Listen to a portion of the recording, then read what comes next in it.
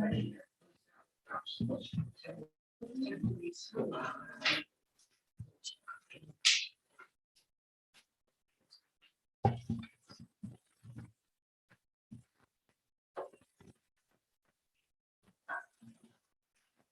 ready. Okay. I will officially call to order the November meeting of the planning board. At 4 o'clock today in Town Hall. Number one on the agenda is Jonathan Kastner and Ashley Kastner. Lot 14, lot 6. Public hearing for the application for preliminary plan state by Long Island Conservancy. Pastor Jonathan, Pastor Matthew, for a minor subdivision laying off Stevens Road. Because my husband is on the board, I am recusing myself, and I will turn it over to Christine, who will act as chair. Okay. All right, so we'll begin with your testimony, and then we'll have questions from the board and the audience. Good evening, Joseph Priestley representing the Block Island Conservancy. Doreen Napoleoni is here, she's the president of the Block Island Conservancy. Matt and Jonathan Kastner are both here with their attorney Eric Wallen. Some of you have seen this before on our first trip, a couple of you haven't. It's the Kastners own an 8.5. Can I just interrupt you? You have to turn on the microphone. So Jen, you'll cue me if anybody needs to get sworn in or anything. Okay, thank you. The Kastners own an 8.5 acre lot on the southwest part of Block Island. To get there, you don't go down the Lewis Farm Road, take a right and travel down another long private road until you get to their property, which is at the very end of a long series of private roads. There have been 2 houses on it since around 1980, a little before, and they've been served by the existing system of roads on the property for those 40 years, and they've always had good and adequate access to public roads. I had attached to my memorandum a photograph, which you probably have in black and white. I've got color copies for everybody.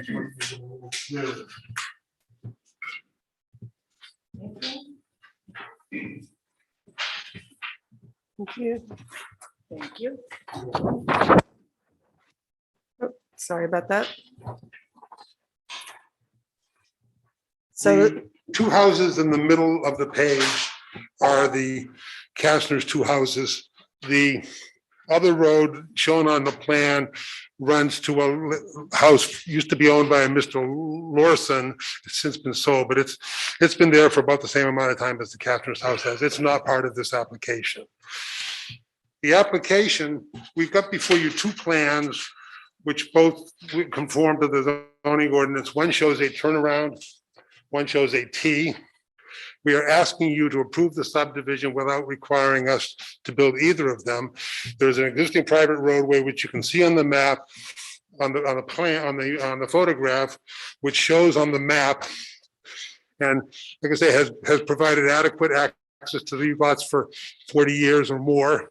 And the zoning ordinance allows private roads to be included as frontage. We will show whichever of the road constructions you desire, the turnaround or the T on the map, but we are asking that you find that we do not have to construct it. The property is located adjacent to the Lewis Farm, very near the Dickens Farm. It's located in a very sensitive area, one of the most environmentally sensitive areas on the island. We don't think any good can come from building a road into the middle of that preserve. It's an area which is essentially not open to the public and preserved for wildlife. The 8.5 acre lot is going to be divided into 2 lots of approximately 3 acres each, one for each of the houses. That leaves another 2.2 acre lot to the north. That's created under your rules as a lot not for development and will be conveyed to the Block Island Conservancy. It is a connector between the Winfield Dodge Preserve to the west and the Lewis Dickens Farm. So it's a very valuable and important conservation parcel in which the Kastners have been very generous in their terms with the Nature Block Island Conservancy. So that's essentially our presentation. If you have any questions, we'll be happy to answer them. I really have no concern, meaning I follow your logic, it makes sense to me, to have it approved. The only question I have is it legal? I think it is. I think you have the right to, I know, for instance, in the situation on the north end of the island some years ago, Champlain started a subdivision, which had a small turnaround. You didn't require them to build a road to the, all the way across the final lot. You allowed just simply a turnaround, which was actually never constructed. You allowed the waiver of the construction on that. That's within your authority. And private roads under the zoning ordinance are adequate for frontage purposes. Gail? Will all the development rights be distinguished or not distinguished, but taken from that land? It'll be, The land that's going to the Block Island Conservancy right, is created specifically not for development. There are no development rights, and the Block Island Conservancy will own it in fee. okay, These two lots will have the single-family development rights which go with them, okay. the men are keeping. So none of the development rights from that vacant parcel will go to the other two lots or to any other lot? It's been entirely extinguished. That's what I mean, extinguished, yeah. Thank you. Anybody else? I have a question. With if building the hammerhead or the turnaround is seen as invasive, I'm not sure why you're making two separate lots that could be developed further. That to me seems. The property has been owned by the family since the late 70s. Mr. and Mr. Kastner recently died, and their two sons remain. They each want their own house. Okay, but thinking generations down the road, when these properties are potentially sold, they could be developed further, right? Yes. The lots are both created. They're single-family lots under your current zoning. They couldn't be further subdivided. The houses could be expanded. They could right now. Right. They could right now. Right, Yes. but this would allow for more. No, it wouldn't allow More for any development. more. It would just allow for separate. I think overall, They don't expand them if they went to a special use permit process as they currently are on the property, because it's a non-conforming two-family. right. With a special use, they could do it now, yeah. So, but without that, then there's these two lots that they could potentially have secondary dwellings and just as many We are asking you to create lots that are unfettered, that become separate lots. yeah, The Kastners have negotiated limits to development with the Block Island Conservancy, which will go along with the deed of the property, which will prevent just what you're talking about. okay, However, that gets them substantial tax benefits. If you impose those restrictions, those benefits go away. So we are not asking you to impose those restrictions, but we are telling you that they will be imposed as part of the deal with the Block Island Conservancy. I see. Okay, any other questions from the board? Simple thing that came up with Elton Jones, just on the plan, the width of the gravel driveway on the southernmost part of the property. Wasn't indicated. Yeah, it's basically what you see in this map, and it's scaled, but we can, if you like, on the final plan, we can have that width stated. And then so just up above the northern corner of the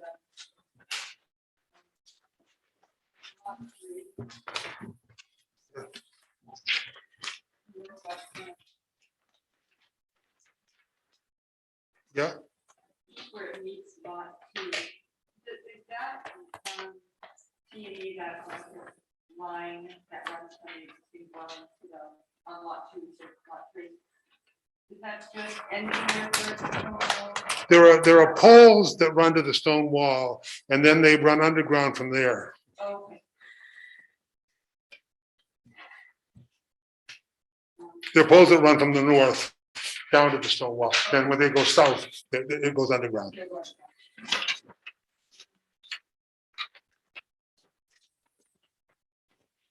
And then on what side, Pardon me? on what side? With the turnaround there. Yes, I agree with you that it shouldn't be disturbed or gravel, but there's plenty of room if that needs to exist for safety. I think if you look at the area around the house is cleared enough. And if you want to require that we maintain that area as cleared, that isn't a problem. That's not a problem at all. Like, just by my quick drawings, half of it's clear. Yeah, half of it's about clear now. Yeah. And then everybody else. We could clear the entire amount if that's what you want. That would not be an issue.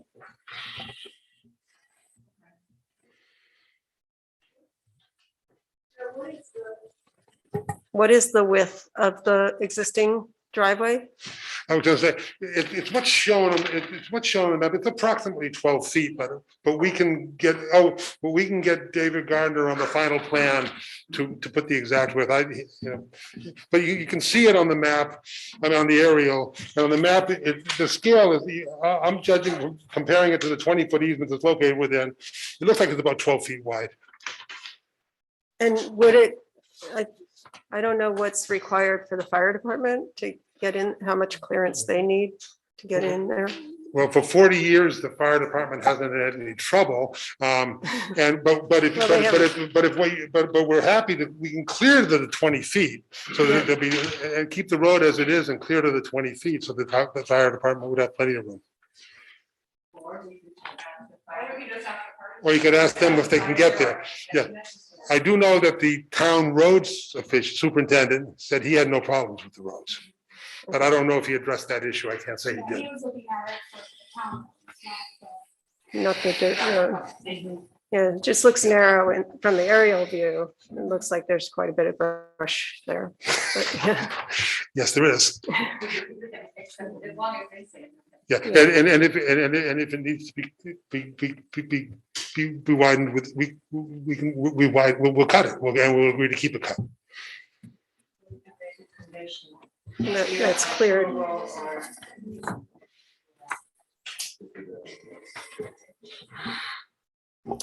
Okay, any comments from the members here? Anybody else?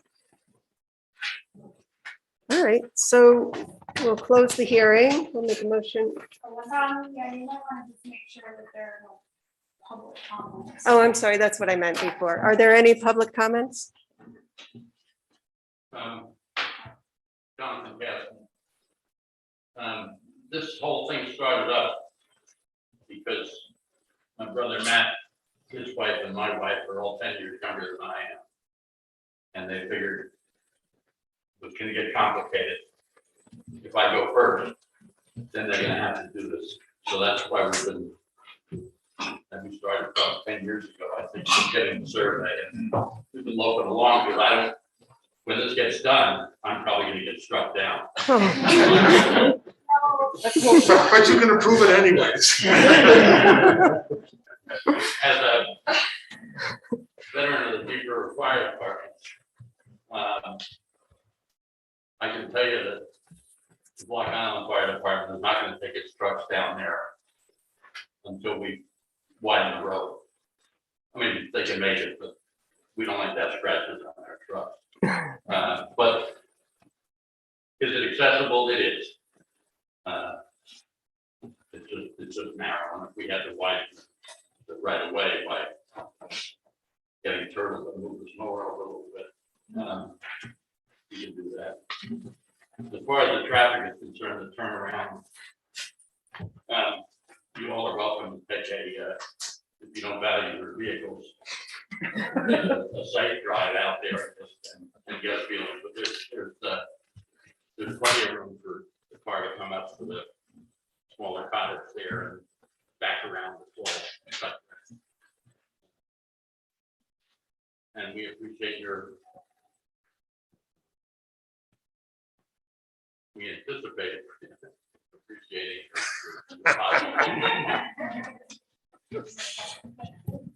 Well, thank you. As long as it doesn't harm the house. Dory? Well, you can come and see the Palatine grave while you're on the way. And that's what I was gonna mention, that along with their generosity and some of the building restrictions that Joe referred to, they also are allowing for some guided tours to the Palatine Grave site, which is on that lot 1 there that they're talking about. So that's also part of the conservation agreement. Nice. Hi, Casey Cantel, I'm Doug Michelle. I have known and worked with the Castners for over 45 years. I actually built that house to the south, and I've had access to that property with a 2-wheel drive vehicle for the last 45 years. So you get in there, you can turn around. The great neighbors, we have no problem with this subdivision. We strongly encourage you to approve of it. And I see no, like Mr. Priestley said, I see no downside to this. Thank you. Thank you, Doug. Okay. All right, so can I have a motion to close the hearing? Or I'll make a motion to close the hearing. So it's just seconds. All in favor? Aye. Okay. And we will consider it and make a decision. May I ask you one thing? We have some pressure from the state for a grant. We assume you'll render your decision at the next meeting, which is early December, which is fine. Okay. It would be helpful to us if you authorize your staff to approve the final plans, so we don't have to come back for another meeting, because we'd be ended up asking you for a special meeting between the 10th of December and Christmas, and I don't think you want to be there, and I don't think any of us want to be here. So, and since there is no requirement for public hearing, your staff can review the plans and make sure they conform to your decision. So we'll ask you to do that in your decision, if you would, please. Is the board okay? I think That's you good. can think about it and make that decision when you grant the decision. in Okay. December. So they have to make a decision tonight and then they can apply for final and be ready for December. I think you're comfortable with that. Yeah. Are you guys ready to make a decision? Okay. So somebody want to propose a motion, or you want me to do it? You look at the memo that Allison Okay. prepared, it's on the last page. You could just, do some findings, but it's more like any conditions that you want to put in. Yeah, Like to so, keep that 20 feet, cleared, for the gravel way. yep, and did we want to say something about clearing that turnaround area, like having it available to be cleared? Maintained. Question, the applicant has submitted 2 versions, right? So there's the hammerhead or the cul-de-sac design. Are we moving forward with one of those, even though it won't be constructed, selecting? I think we'd prefer the turnaround. We think it makes more sense, but we're prepared to accept either one, but it would be good to know, yeah. I think the only thing that has to be in there is that we have approval from the fire department that the rig is adequate. Well, the applicant just said that it isn't, and they're gonna clear it. So if you put it in your, decision to keep it cleared at 20 feet, at least then you know a fire truck could be. You And don't then- know what'll happen in the future, so if it's in the decision, it has to be cleared. And then the question is whether we clear the turnaround or the T. We'd prefer the turnaround. It just makes more sense, but Yeah,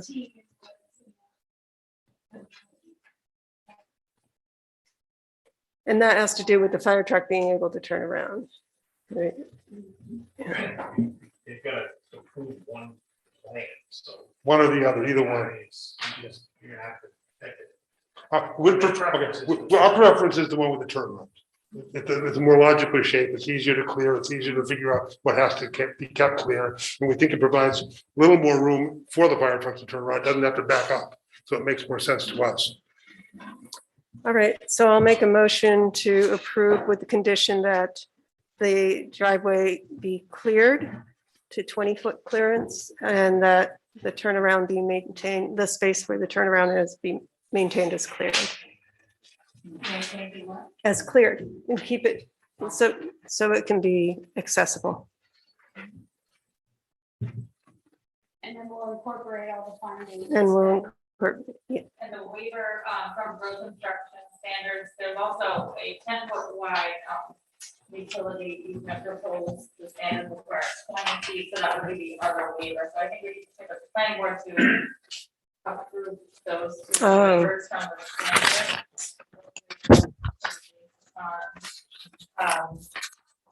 You know, reasonable general purpose and intent of the regulations, literal enforcement is a practical, undue hardship. So those are the type of things that the planning board can render, decide on the waiver for those standards. wouldn't utility easements, we'd need to speak, the utility would need to? Wouldn't the utility need to determine if the easement is sufficient? If 10-foot, Yeah. We have existing easements of undefined width.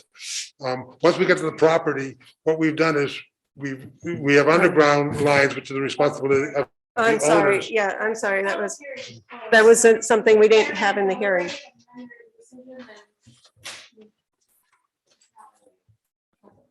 Or we could, well, we could reopen the meeting, reopen the hearing. Anybody can make that motion. Okay, I'll make a motion to reopen the hearing. Second. All in favor? Okay.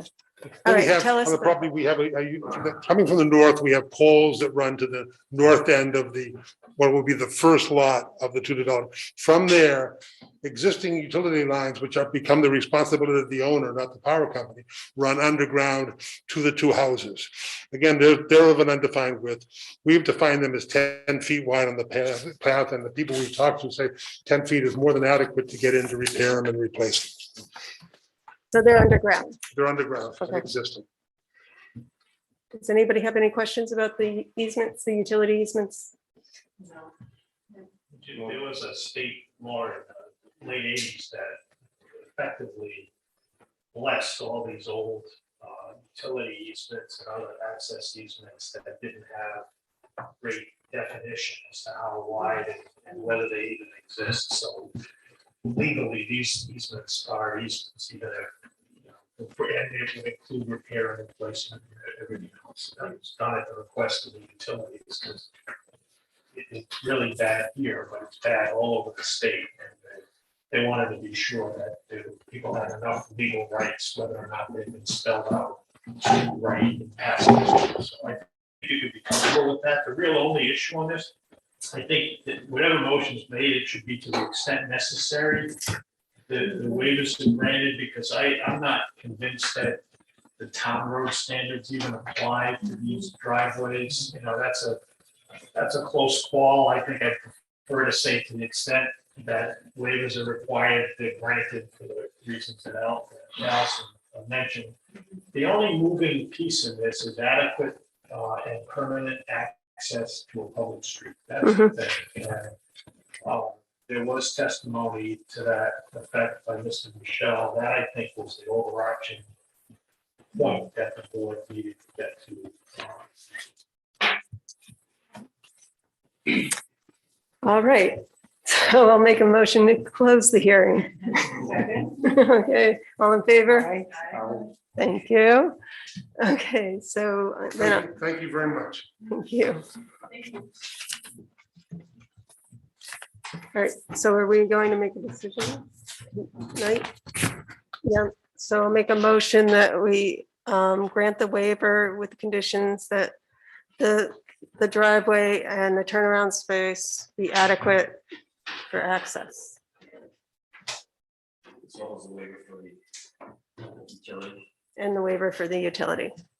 When you say turnaround, are you referring to the cul-de-sac or? I was saying the cul-de-sac, Cul-de-sac, well, it's reference to cul-de-sac. yeah, that's right. The 20 feet cul-de-sac. Does anybody want to second that? Oh, sure. Okay, so should, any comments? I have one question. Yeah, Can we consider less than 20 feet if that's adequate? well, yeah, if we, like Landry said, if it's determined that that's adequate, then it would be great. So, but I would defer to like the public safety officials for that. Don't you think? Their requirement is 20 feet. But on the NFPA, it is 20 feet, so I'm not sure we can change that. That could end up being a building permit issue for the applicant, although the house is already there. That's something that I don't think we can waive, that width of the emergency turnaround. So we can't use the term adequate.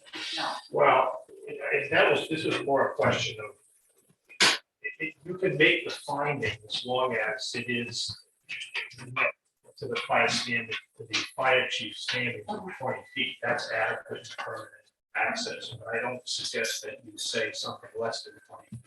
would be adequate. Thank you. Okay, any other thoughts?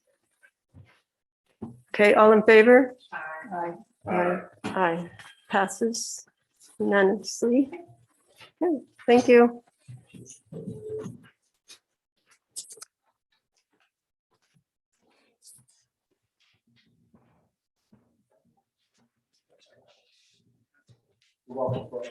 Thank you.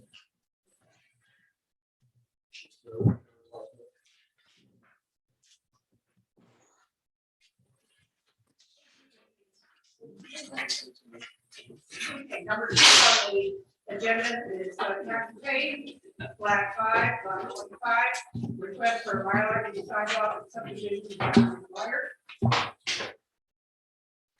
Good evening. My name is Tom Taro. I represent Kathy Payne. I would just like to hold this matter to like 5 o'clock. I have my surveyor who's prepared the survey that we submitted. I just wanted to add some comment relative to his research and what he did, and I suggest this in view of the objection that was filed in this matter. Okay?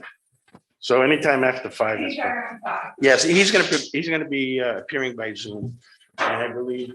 Well, that's fine, we've got plenty of other things we can look at, so we're happy to hold this until 5 or after. Madam Chair, Yes, if I may speak for a second. yes, you may.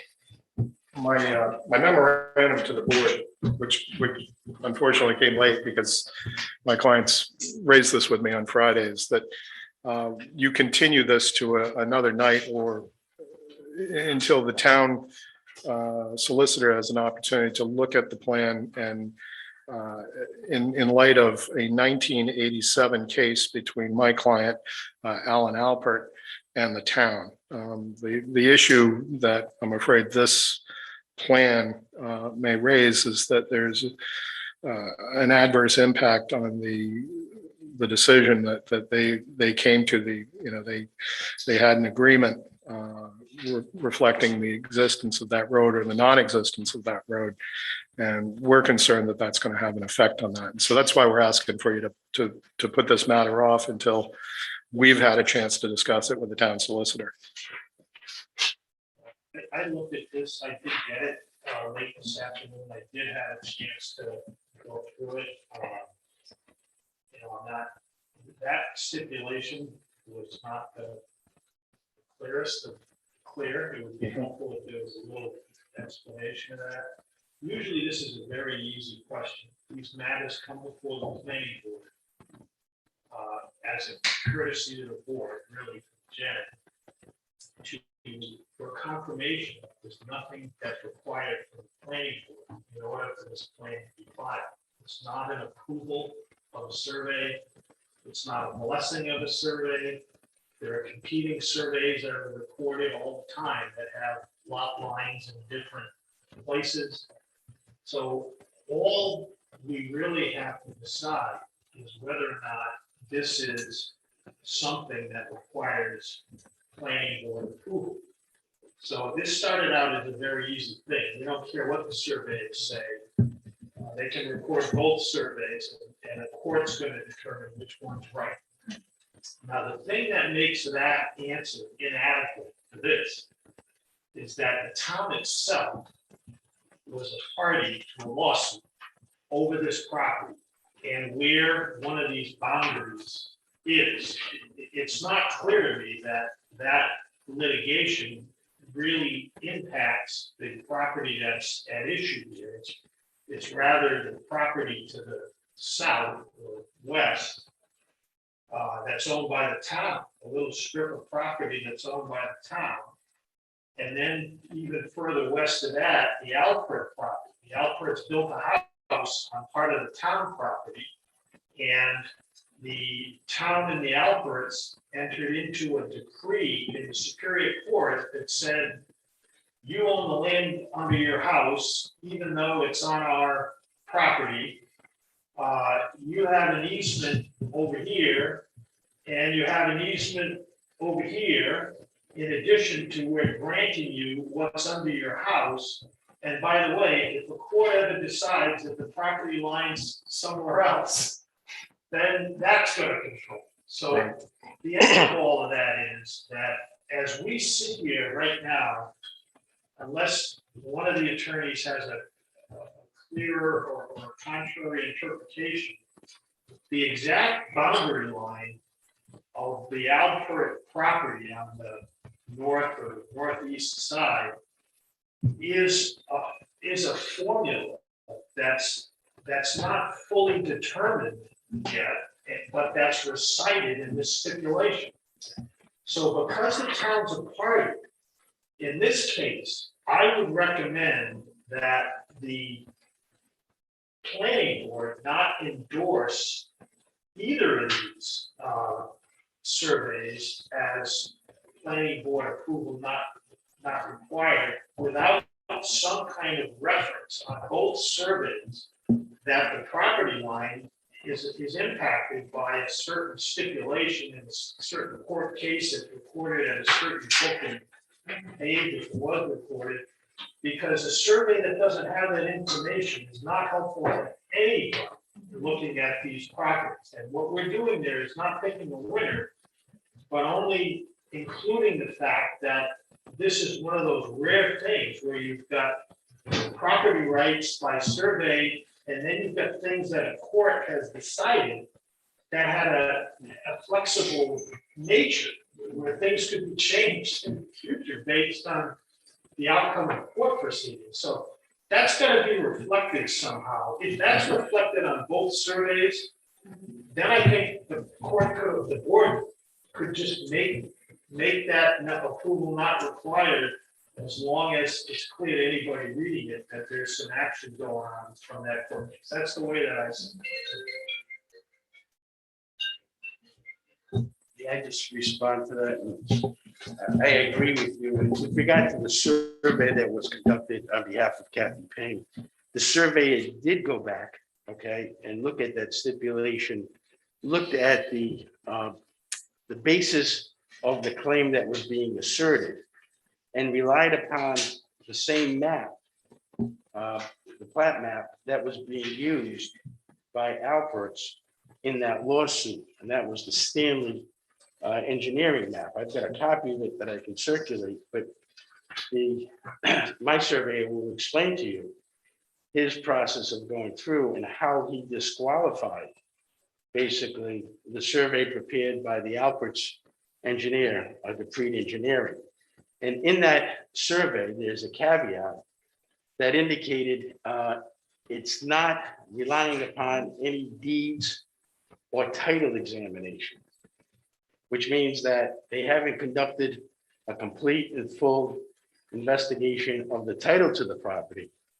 And therefore, that survey itself is not, a qualified survey to the extent that you can rely upon. That's what he'll explain to you.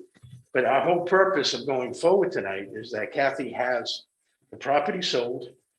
The seller had required a survey and have it filed in the town hall. Now, if there is a dispute as to that title boundary, certainly the Alberts can sue either Kathy or the person who acquires the property, and they can go to the court and they determine who's right and who's wrong. But based upon my review of all of the deeds and the prior plat maps, it's clear that the survey that we presented is the correct survey.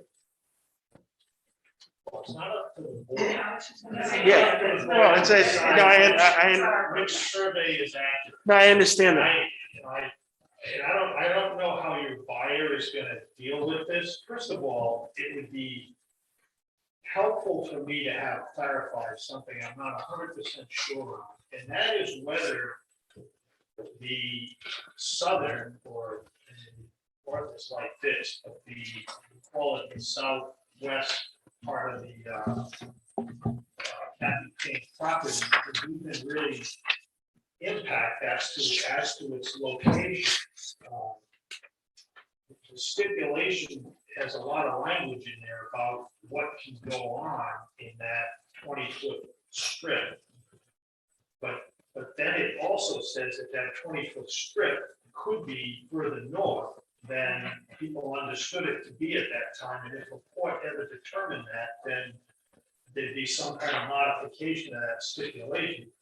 So the way that I read it, I think that it is impacted by something that could be determined by a court. And until a court has determined that, this court can't determine that. All they can do is make sure that whatever gets recorded over there reflects this stipulation to judgment and recording information. That's the best that we can do, and the town needs to have that happen. Because the town was a party to that lawsuit, and the town agreed that the boundary line would be in accordance with this stipulation, not in accordance with whatever the pre is saying in 2021 or whatever the other surveyor is saying, Norbert area in 2021. So I think the planning board needs to protect the town here. There's flexibility here. I don't know which one of you is right, but I do know that there's a court order that's part of the title to this property, that's an issue that has too much flexibility for this board to be able to make any kind of determination. And we don't, this board doesn't make property rights determinations anyway. So I think I'll apologize for the inconvenience of this thing having to go on by Kathy Payne.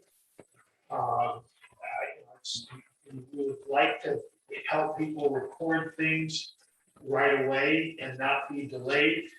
But even though we just got this afternoon, I don't see legally coming to any recommendation from me that the board can really do anything about this other than what I've just described. Insist that any survey reference the stipulation, and then it can determine that no planning board action appears to be required, because both surveys have this elasticity provision in it, and it's clear that the planning board is not blessing anything bigger or smaller than that stipulation that the town filed. And the only thing I want to add to this is that stipulation is based upon the Stanley Engineering survey of July. This is on record. No, I understand. All right, but I know that in the underlying lawsuit, there was a dispute over the Stanley thing and who was right, and who was wrong, and whatever it was based on, the court spoke those things that I've just said. They still created this flexibility that could be determined in a court action about where that line is. And I mean, that's hard for us to just ignore. So, she can record her survey, and that stipulation should be referenced in the survey. And if the other survey can be recorded as well, the Dupree survey, if it contains that, because they were trying to record that survey a couple of months ago, and told them it was too complicated for it all to be that easy. And that answer unfortunately hasn't changed. Now, maybe somebody's gotta determine where it really is, but there's some concerns that I don't think this board can resolve as a planning. As long as you record our survey, I have no problem with that. If the lawsuit is required afterwards, we'll deal with that You accordingly. can record your survey, but and I'm not gonna speak for the board on this. I'm just providing legal advice that we not approve anything for recording that doesn't include a reference to that stipulation and consent order in the body of the survey. That's fine. So you want the survey amended then, or just this attached, they put it in an order? How do you want to handle it? Well, it's not in the survey. So we're gonna need something that has this reference that I described. Otherwise, I don't think that survey is accurate, but even though it's not up to the board to determine whether it's accurate or not, Common New Shore agreed that there's a certain formula that will determine the boundaries of these properties. And that's what I think we should have reflected in any survey, yours or the outdoors. And if I may for a second, my reason for coming before you is procedural. The substantive issues really do have to be worked out in a different form. This is not the place to have, competing surveyors make testimony to you about which plan is accurate. As of right now, even though I've done the research, I can't tell you for certain which is true, where the location of the town's right of way versus the Payne right of way. I expect that we'll hash that out, but I think I'd rather hash that out with Mr. Landry or the town's, the town's representatives, because the effect is between the town of New Shoreham and the Alperts. They have an agreement that goes back 24 years now that they were going to live with the status quo. They left the door open at the end of that stipulation that if it should ever be determined that the location of that right of way isn't straight through their living room, which is the way it showed up in a 1975 survey, when in fact there's a 1922 survey that describes both the Payne property and the Alpert property as specific lots on that survey, right? The 1922 survey. So as a title researcher, all I can tell you is what I see.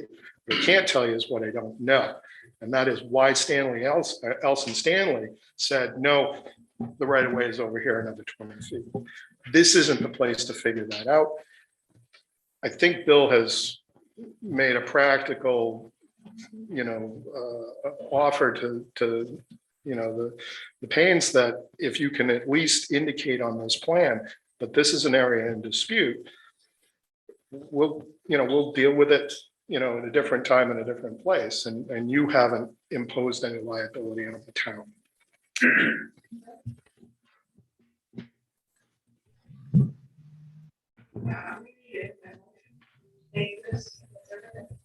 Yes, the surveyors are, so, Whatever is necessary Okay. based upon. I don't think they would hear that. I don't Add that think he note. was- Okay, we can relay that to him then. Sure. Okay. Yeah, I would recommend that the matter be continued to next month, so that if you can provide that notation on the plan, I think you may not lose more than a month. You don't Or want you to have to file all over it. does it need to go to the planning board? Like, what if No. why don't they just, they'll add it, we'll have you review that the Yeah. language is okay, and they'll still report it. Yeah, that's true. No, So, that's we true. could have it next week, yeah. That's true. None of these really have to come before the planning board, Jen's. So there's no action required. for No, us. it's no action We'll call it required. all. And in most municipalities, it is a planner that makes the notation that it doesn't require planning board review. So I'll work together with Jen, review what's come to us, and if you, and I'll make certain that the town's position is adequately protected the way that I described. Go back to all, either one for that matter. Good, thank you both very much. All right, thank you. I think it's very interesting point of law, there's something today, thank you for that. All right, moving on. Number 3, Overlook Realty LLC, plat 19, lot 3, decision for the application for a preliminary plan of a major subdivision land on Old Funny Road.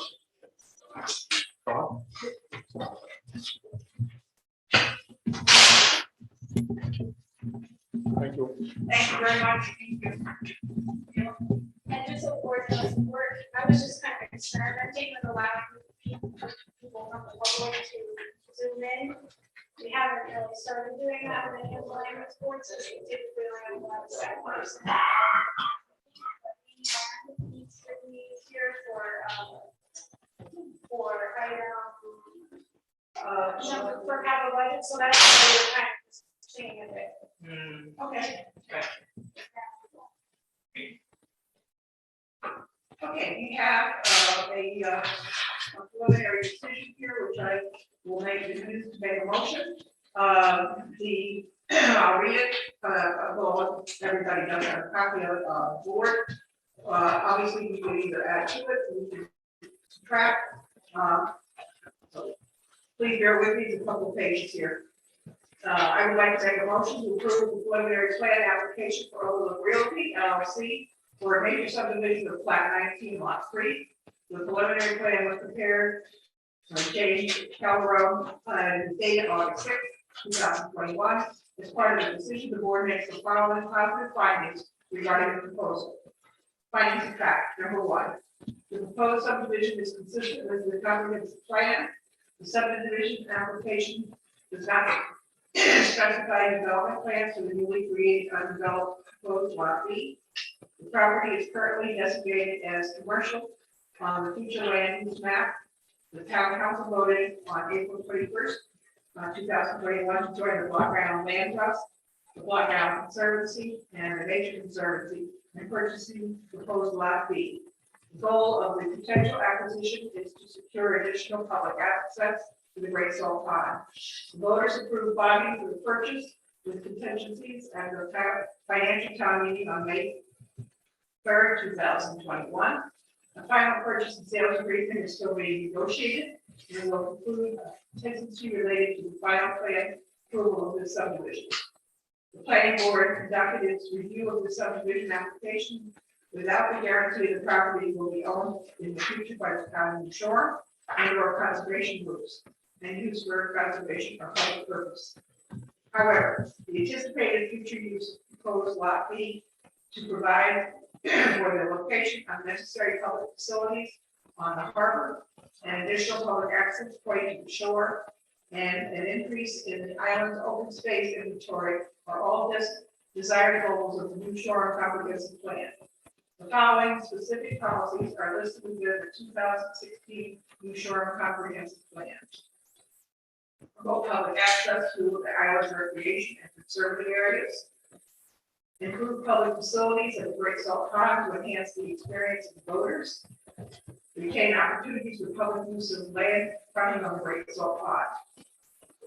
Number 2, lots in the subdivision conform to the standards and provisions of the New Shore zoning ordinance.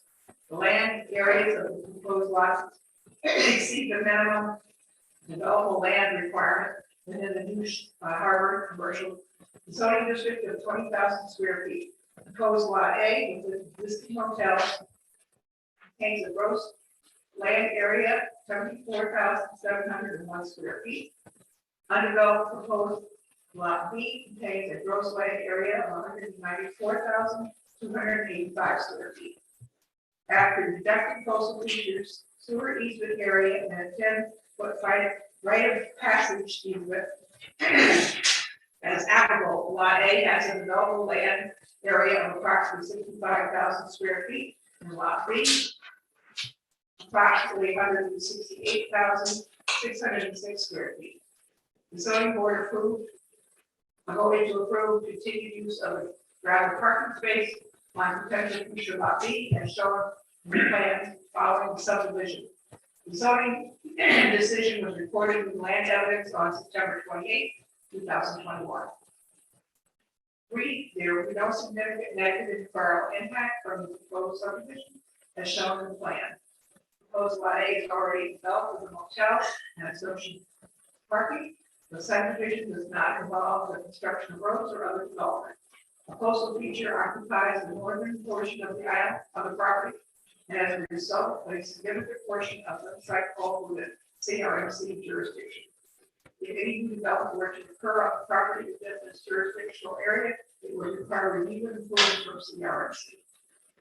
4, the subdivision will not result in the creation of lots with such physical constraints to development that building on those lots would be impractical. The undeveloped proposed lot B contains significant upland area. 5, all subdivision lots have adequate and permanent physical access to the public streets. The 152.7 feet of frontage for proposed lot A, requirement is by the way 150 foot minimum, is met by the existing right-of-way easement that has an asphalt driveway developed within it. The plan includes an extension of the existing right-of-way to provide permanent physical access to the existing hotel located on lot A through proposed lot B following the subdivision. This is shown and labeled as quote proposed access and parking easement unquote on the plan. Proposed lot B has frontage on the west side road.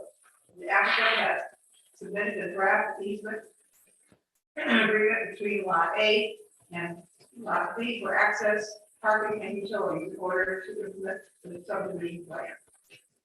6, the proposed project will provide safe circulation of pedestrian and vehicle traffic, adequate provision for control of surface water runoff, suitable building sites, and the preservation of natural, historical, or cultural features.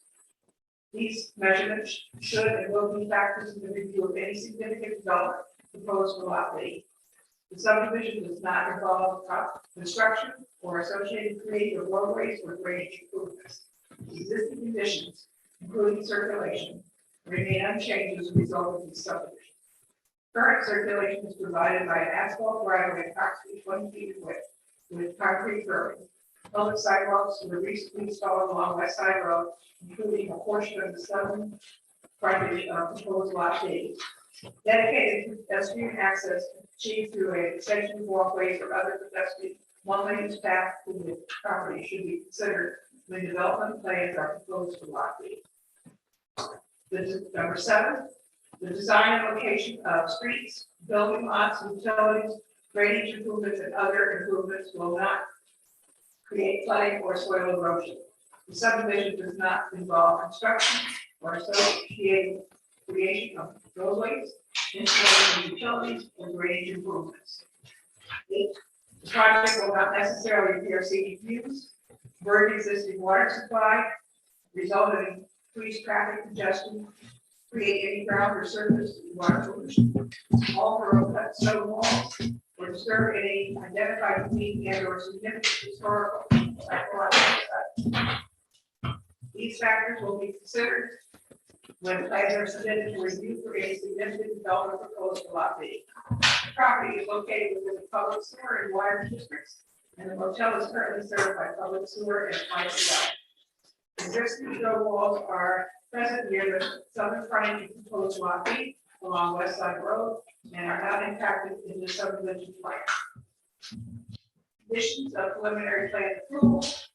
1, recommended by CRC and a November 23rd, 2020 preliminary determination, a minimum of a 50-foot buffer zone around the coastal feature on the northern portion of the site along the Great Salt Pond, which requires condition of the subdivision approval. The 50-foot buffer zone applies to the subdivision should be restored or allowed to naturally revegetate to provide a natural vegetated area bordering the shoreline. 2, confirm with the new shore impact successor correct lot numbering assignment prior to recording my line. Questions? Anything you want to add? Any comments? Just take a second. I'm sorry. Somebody needs to second. Oh, all right, thank you. That's a good I forgot I forgot to- Okay, social second, all those in favor say aye. Okay, all right. Now, Gail, you have your hand up. I can't remember if you had said that, lots are supposed to be numbered 1 and 2 versus lettered, or was it vice versa? That's what, one of the conditions is, or they can go to the tax assessor and make sure the lots are numbered. Okay, so I didn't know if They it should shouldn't be, letters. okay, so I didn't know if we want to change it in here so they're not referenced as numbers, or would you have to wait until the map is changed? I'm Well, not they'll sure. go to the tax office and confirm the numbers, and then it'll be reflected on the Okay. final plan. and Okay. That's what will get recorded. So that is alluded to on page 3. Okay, oh, okay, good. And then the only other word that stands out to me is motel, because I didn't think there was such a thing as a motel, so should we This is refer to it? grandfathered in because this was built before we put our regulations in. So I believe motel would be the correct usage of the term. It is, it's a motel upstairs and it's in the basement. Okay, As approved by the. And then Got it. hotel was approved by zoning in like, I think around the 80s, and before the ordinance Okay. changed to prohibit the motel use. thank you. I didn't mean to waste any time. I just, No, okay. that's fine. Your questions are good. Chris? I had a question about the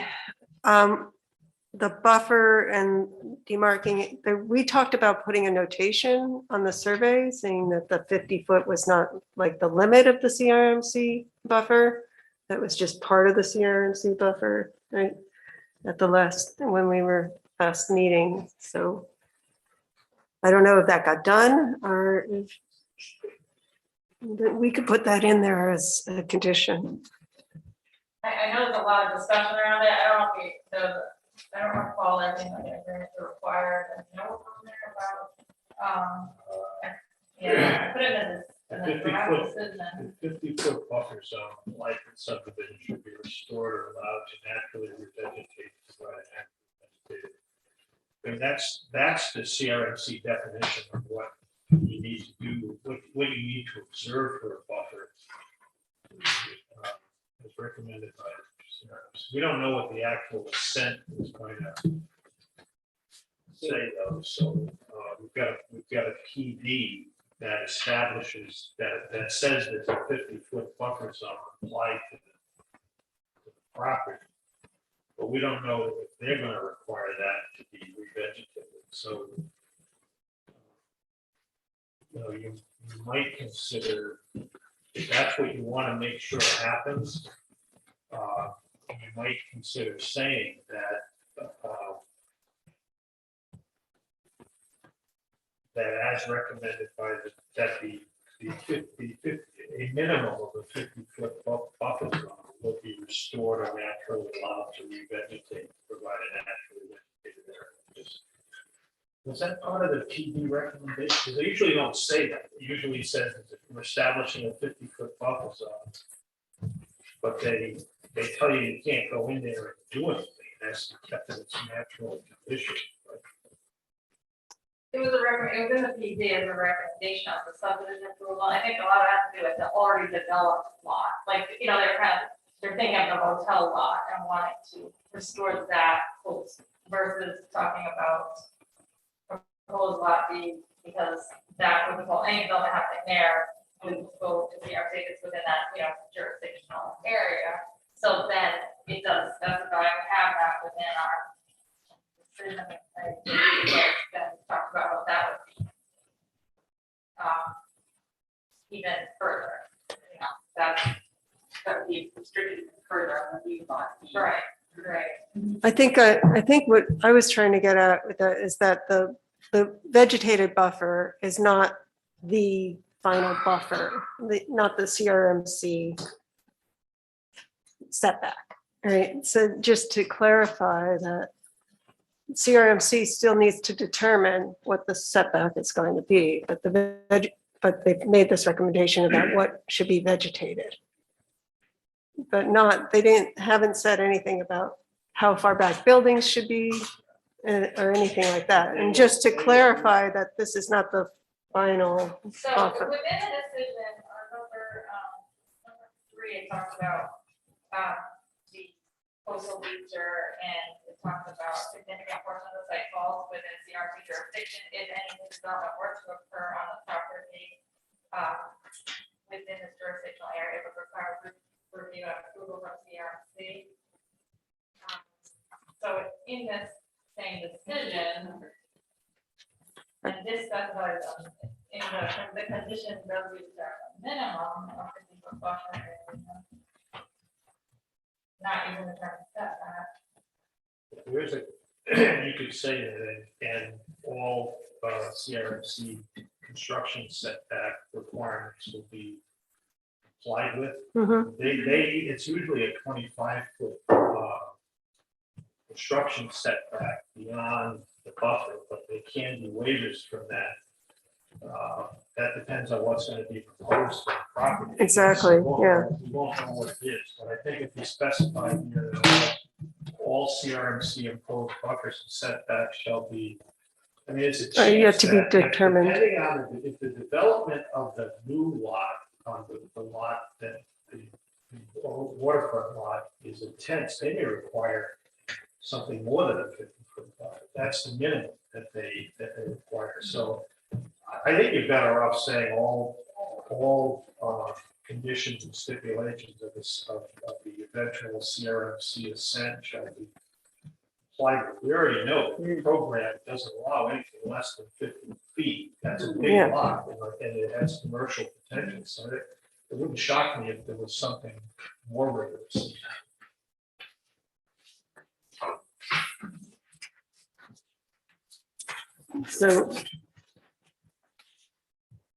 So can we put some kind of language like that in that first item? We could certainly add that, Yeah. all of the, construction setback required by CRMC be followed. Isn't that number one of the conditions? I think that is, I think it's covered. It's just being very clear, I'm yeah. just looking back at some of the notes from And we could put it and say a minimum of 50-foot zone, which require, kind of infers that it's a minimum, so more could be added. All right, well, we got, That's the change I was, if you want, you need to add that second sentence, a minimum of 50-foot setback. What do you think?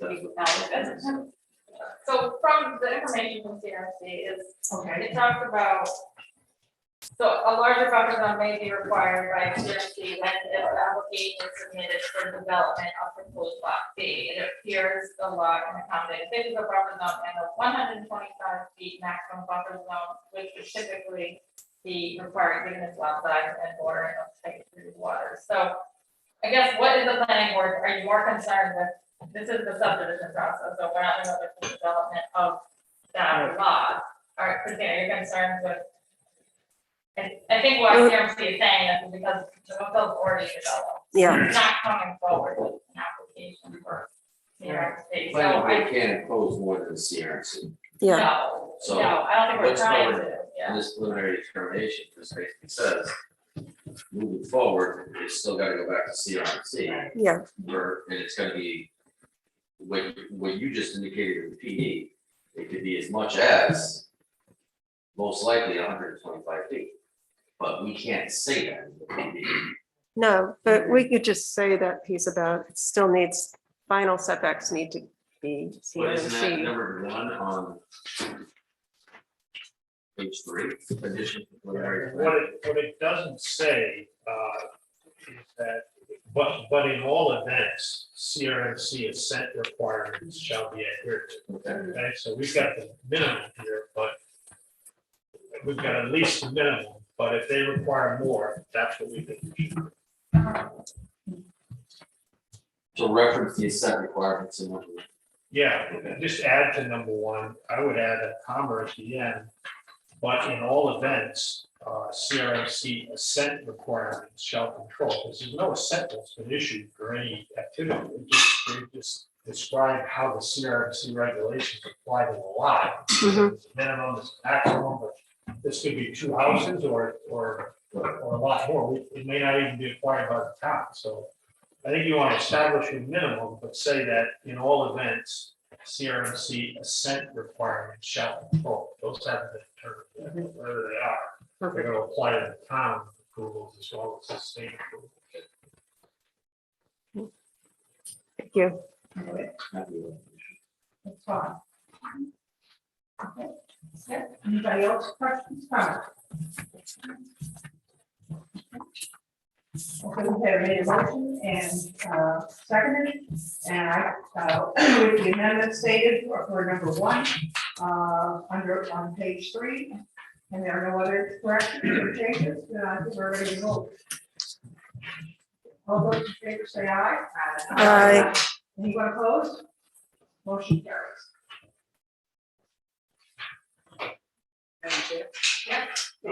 Just like Mr. Priestley asked, instead of the changes to the plan are very minor, is there any way we can come back instead of having another meeting? We can just do administratively, if that's okay with Mr. Landry and Jen. For the final plan, The final plan? Yeah. but you were saying something, there's some changes though? The changes are minor, it's in your ordinance and it's for the state law. Bill and Jen can just look at it instead of coming back another month. You know, we just made. Yeah, exactly. Yeah. I mean, Oh, these. Yeah, these. Yeah. Oh, I thought you meant there were changes to the plan. No. The changes are so minor during the meeting. Oh. It's like, No, we Well, just these voted on We it. just voted to approve it. Approve the change. oh, but we have to come back for final, right? Yeah, you still have to come back for a final. Yeah. Steve's asking to have the staff sign off on the final instead of coming back to the board for final plan. So this is a major subdivision, right, multiple stages, so you just approved preliminary, Which is the third stage. the final stage is the final plan review, usually like legal documents that might be required, and then so, I don't recall playing or doing in the past, or. Yeah, so there are, I guess, it does allow for administrative sign off or approval of final plan. Rather than going back to the planning board meeting. The board has the power to do that. Mr. LaPlante asked you to do that last month, and the board referred consideration to that. You could do a couple things, you could say, no, we want to see the whole thing. Or the administrative officer has authority to approve the final plan. But provided there are no changes to the plan, in the event there are, go back to the. I would go with that, as the agrees with the board, that we give staff the right to approve unless there is a sufficient amount of changes that staff feels necessary to come back to the planning board. Great, thank you. So that covers, what Steve wants and covers what might be necessary if the change are more than just very minor things do happen. Yeah, definitely. Okay, now, do I have to make a motion for that? No. No, okay. Well, it should be reflected in the decision. That is a decision. Been a year and a half. Thank you very much. Thank you very much. I really appreciate it. All right, thanks for your patience. Thank you. Take care.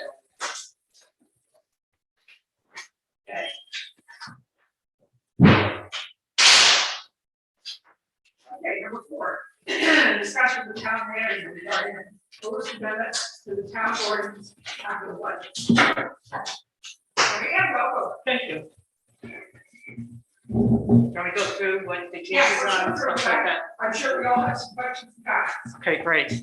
So just to give a little bit of background, I came into this about a year ago, and it's my understanding that staff and the previous town manager worked at changing the ordinance as it relates to the capital budget. So what's before you this evening are those final proposed changes that we're presenting to the planning board. The bulk of them are somewhat editorial, what I would say editorial, and then there are some that are significant changes as it relates to how the capital budget is formed and staff presenting capital budget. When I talk editorial, I talk about things like we increased the number of years from 3 to 5, and the cost in excess, it was 10,000. We increased it to 25,000, mainly because 10,000 was just so low. The significant, what I would call significant changes to this document or this ordinance is prior, all department heads presented their capital budgets to the planning board. At this point, they'll be worked internally with staff, myself and the finance director, as noted here in the ordinance. Also, it's not in the ordinance, and I don't think it's necessary to be in the ordinance. The facilities director, we just appointed a new facilities director who will also be actively involved in these discussions. But there is language in here that the town manager shall provide the list to the planning board, and the planning board shall review the list and notify the town manager in writing of any project listed therein which is in conflict with the comprehensive plan. What I would do even before that is I would work with Allison to be sure that anything that we're looking to budget will be in accordance with the comprehensive plan before it comes to you folks. And that's pretty much it. There are some minor things about, developer ranking criteria and things of that nature. What we did last year, just to remind the board, we more or less implemented that last year, where the capital budgets were presented to myself, the finance director and I, and then facilities director Sam Bird went through them. And then we met with you folks afterwards. So we implemented it without the ordinance being in place last year, and it went extremely well. So I think this new criteria, this new ordinance or amended ordinance, I think will be very beneficial from a managing standpoint and also from a staffing point. And hopefully it takes a little bit of it off of the planning board. So that's pretty much it. I have a question for you. Okay. Since I've been involved in this probably longer than anybody else has, I agree that we need a more efficient school board, particularly as our budgets over the years have become much more sophisticated than they were when I first started. How did you arrive at the $25,000 cutoff? Because I thought that sounded a little high. That may be just because when I first started, we were doing it like that was. Yeah. Mainly, no, nothing in specific as to how I arrived at 25,000. I thought about 50,000, and I've seen 50,000 elsewhere. And I thought 50,000 was too high for Block Island and too big of a leap. So that's why we came down to the 25,000. I think 10,000 is just too low. I agree 10,000 is too low, but I was thinking more of something around 15 to 20,000. So that's something for you, Amy, to talk a little bit about. I just thought 25,000 sounded a little high based on our history for the past 15 years or so. So, want to jump in on that? On that, Yeah. from a practical matter, historically, we have, what's gonna cost less than $25,000 the planning board's gonna have any impactful decision on? I mean, historically, there was, when I was a department head, there was things like vehicles, things of that nature, which aren't the purview of the planning board. Right, but we've had, But what do we, and I'm asking, what falls below a $25,000 threshold that we would have? And I don't know, I'm asking. well, I mean, we had someone come in and it was like a dishwasher. And it was very minor. And we all agree that that is not part of the capital budget. But what's under $25,000 now, What- existing budget? What about some of the motors and so forth that you needed for your various? But again, that's not the purview of the planning board, that's Well, I strictly, think you could argue that both ways. like, how's that, but isn't like, how is that jive with the comprehensive plan, like, it says, I have to replace outboards, you have to replace them or you don't. It's not really, This is budgetary, thing to replace them this year, or can you? all right, wait another year? but you're leading into my other issue. That, and I've had discussions with Margie over this. Back when I was a department head, there's things that move forward, like engines and whatnot. That don't even make it to the planning board, they get eliminated. But go ahead. So, it's is what, I mean, I don't have a problem with $25,000, I don't have a problem with $50,000. I guess I wanna be educated on what falls below that threshold, Studies. because studies are one, right, so that's. Kind of things. Even, But is that a capital improvement item? It's not. Well, it depends if this ordinance. Depends on how you word it. Well, So is I- New Harvard the- study like a capital improvement item? so What- here, we're in section B, capital I was improvement just- projects include. I was just gonna say, get to the definition, yeah, definition. Construction of new building, major improvements, renovations, extensions of existing buildings or facilities in excess of now 25. We're talking beyond normal maintenance, repair, replacement, and then the fourth item that could be included in the capital improvement project would be the purchase of a major piece of equipment that would have a useful life of at least 5 years. Yeah. Yeah. I was just gonna say, go to the definitions and that'll give you your capital budget, your definition. So it's still. I'm sorry, I can't hear you, what you said. I don't have a problem with 25. Keep in mind, even vehicles today, Yeah. it's not 25, you can't buy anything for 25. Exactly, exactly. And the engines, we're seeing the same thing. Yeah. It's more to tie more into, the CPI or something like that. I don't know when that $10,000 was put in. I still think 25,000, like I said, in my mind is low. Well, when we started, we were starting like 5,000, we got it to 10 to 12, I forget where somewhere. I was really strongly considering 50, but I knew that was too big of a leap for. If I have heart failure, 25. No, 50 was not going to make it, I know. Margie? Yeah, I'm sorry. That was, and we all agreed that was too low, so we're not, I was looking more at like 20,000 or so, but I can be talked into 25. I just want to make sure that that's not going to be a hang up that becomes a problem down the road, because it's a little higher than what we've been working with the last several years. I don't think so. To speak to Mary's point about prioritizing capital improvements, and I think that is in the planning board's preview. If we have a certain priorities and that are pressing, and there are competing purchases and expenditures, then I think that it is in the planning board's purview to say, like, this is in the comprehensive plan, this is a priority, and instead of spending the money on that, we would recommend spending it on something else. The way I recollect the past is the priorities that we set were determined within a given department. When someone was asking us for 10 things, we would ask for the top 3 priority items. I don't think we ever prioritize one category against another. No, we were very careful not to do that.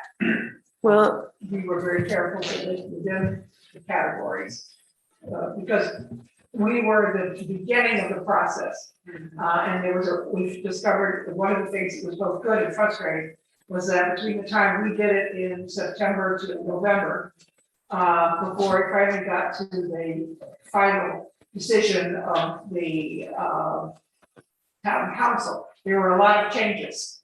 So things that we said no longer were relevant by the time they got to the town manager or later on, because grants were found, something broke, which became a much higher priority. There was a flood or whatever, and we had, so in that 4 to 6 month period, a lot of things changed. And so it was sort of frustrating in that what we had worked so hard on was no longer applicable, but it was also very rewarding in that we found better things to do.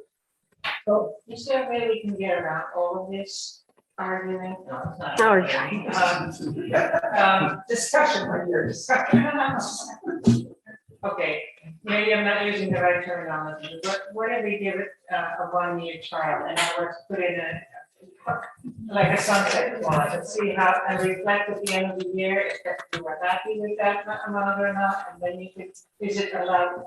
Oh, no, you can't change an ordinance, can you? Well, this is actually changes to the ordinance that is a town ordinance that the planning board does not typically give a recommendation on, just the town manager is bringing it to you more of like I personally would like to just start out trusting you.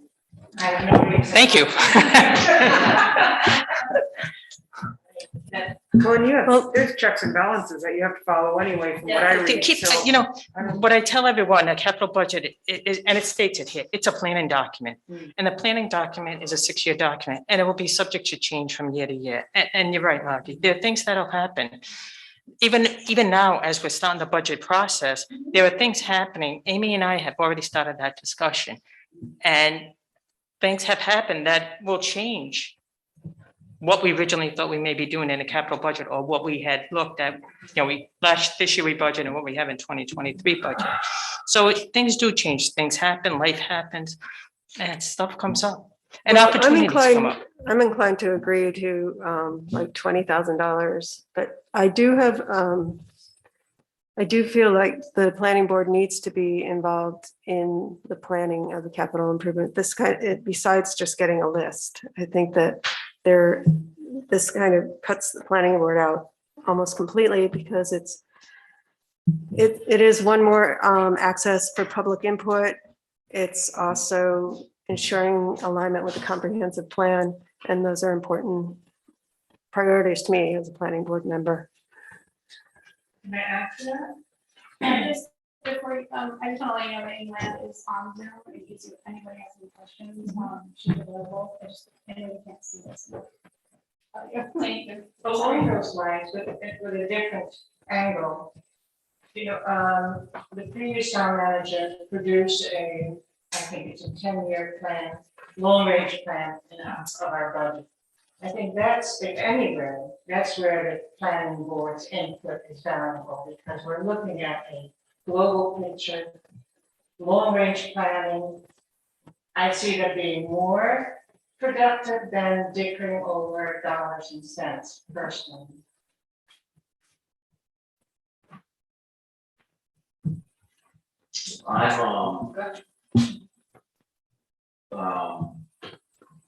My concern is, where is the list of things that don't make it to the plan? Okay, that's our next. Okay, that was my, so department heads, process wise, used to, at one point it was to the town manager and finance director, and then it was to the planning board, and then it was to the planning board with the town manager. So they actually saw a complete list from every department before it got whittled down. And I still would like to know what got eliminated and why. When it comes to the planning board. And the reason being is, we've had, I'm gonna call it a chronic problem of kicking the can down the road with various things. We're not alone. Right. Right, And but it's a problem. again, to social point, I don't wanna sit here and argue over whether or not, like a piece of equipment. Reality is, if it needs to be replaced, it needs to be replaced. Like, we're not gonna, you need to try, I don't think we should be making a decision on whether or not the road department, Mike knows when he needs a new truck, right? Period. You need a new roof, period. Like, these aren't things these are maintenance items that have to be done. And the good news with maintenance items, and the planning board may not know this, we do have a software package that is facilities driven, and it's also includes, it allows for preventive maintenance, so that when something needs to be maintained, whether it's boilers or something like that. And unfortunately, we've had it for a few years, the data has been loaded. So that's one of the things I tasked the new facilities director to start loading that information, because we'll finally have a database that has all this information that will also help drive part of our budgeting process. That would be fleet management, was it, you're supposed to have fleet management too? It does have the fleet management. It has everything. As far as I understand, it has everything. And the big lift is to get like anything, is getting the data in the database. Yeah. And once that gets in there, it's a huge help as it relates to your capital budgeting process. Huge help. But it would be helpful from my perspective on planning board, you mentioned checks and balances, is things that are requested that aren't your priority, but still should be included on a list of low priority or, deferral. That's how I think we rank it, high priority, low priority, deferral. deferrable, if you think something in a particular department is deferrable, I still think it should be part of this. I don't know, it's just my feeling, it's nice to know what's out there that's been deferred in a 10-year plan, because it's still gonna come up possibly down the line. Right, we've done that before. So- Mhm. Whereas Knew Right. what was coming, 2 years, 3 years, 4 years, 5 years. So I look at it a touch different than you do. Anything that a department head comes forward with will most likely end up in the 6-year plan somewhere. It may not be in the first year. It may be the second or third year. And a lot of that is driven strictly by funding and priorities. Strictly by funding and priorities. And with the community this small, with the budget this small, you have limitations. Right. Especially I don't- in items that you're not going to buy and. I've just been in a position, I've been on the other side and put 5 things in, and 2 weeks of the planning board, but after the other 3, they don't even make a list. Yeah. They don't even make it on a 5-year plan. You know what I mean? So Yeah, I can address that. I know that's, you know, Ed made some strides in with the Change that, list, so Much better. that's, When I said we were much more sophisticated, Yeah. that's one of the things. Yeah. that- I mean, if you look at last year's capital budget, 6-year capital budget, there was a lot of things, no, there was. a lot of things, a lot of money. And I only expect, Yeah, if I could just add to this conversation a little bit, I think particularly Chris, but everyone who's been through this process before, that's an aspect that has really changed over time. That there are very few things that don't show up somewhere in the plan at this point. There's almost nothing that doesn't wind up on the page. It may be deferred, like you say, to an out year, but there's really nothing that doesn't get slotted in one way or another. And I think that's just something that's changed over time. and capital budgets I've worked on in other lives, it would, as long as the department head comes forward with it. Obviously, if the department comes forward with, I want to buy a new plane, well, that's a different conversation. I mean, so, What, supposing we, the planning board, feel very strongly about some item that does not make your list to go to the town council. Is there some way there could be an addendum that would say, particularly to something to the effect that the planning board feels very strongly that X, Y, Z should be looked at and added to the list? it's, so as I read this ordinance, states the town manager shall refer the list to the planning board. The planning board shall review the list and notify the town manager in writing and any project listed therein which is in conflict, or just as within conflict with the comprehensive plan. I think in that letter, you can also put. Gee, I'm just saying, yeah, hypothetically, I really don't, I see this actually happening, because generally we work very well together. Mm. But it kind of, as we're going to change the ordinance, I want to make sure there is some mechanism that we can forward to the town council that we're in disagreement because, or I have such and such because, and give our reasons why. I don't see why, I think you can do that right now. Well, I don't think you need an ordinance to do that. That's what we call them, but the actual thing to document it in some way, so that we have some, I won't say authority, but some reason to document the disagreement and why. Yeah. Okay. That takes care of my concerns. Are there others? Chris? Yeah, I just have a suggestion on your list of criteria that you have tourism value in there. I would rather just see economic value or year-round, something of value to a year-round economy. I think that we're more than just a tourism economy. What did you want? Their criteria, they have these. I'm on, yeah, it's page 3, sorry, I'm on PDF. And they added some really good ones. I just wanted to put in my vote for economic value that's not tourist. We're on that page. The list, there's. There's 11 items. It's protection of life and property, maintenance of public health, conservation, Do you see that? Natural resources, replacing and improving obsolete facilities, reduction of municipal costs. I agree with her. So what do you want to put in? Economic, did I hear you say? Well, economic value, And we could add that. year-round economic value, something like that. We can just add, it says social, cultural, aesthetic values, and we can put a number 12 economic value. Thank you. Other comments? Just quickly, I think, Sure. thank you. Oh, you're welcome. On the same page. I'm not a one-man show. Keep in mind, I have some people helping me here. Just on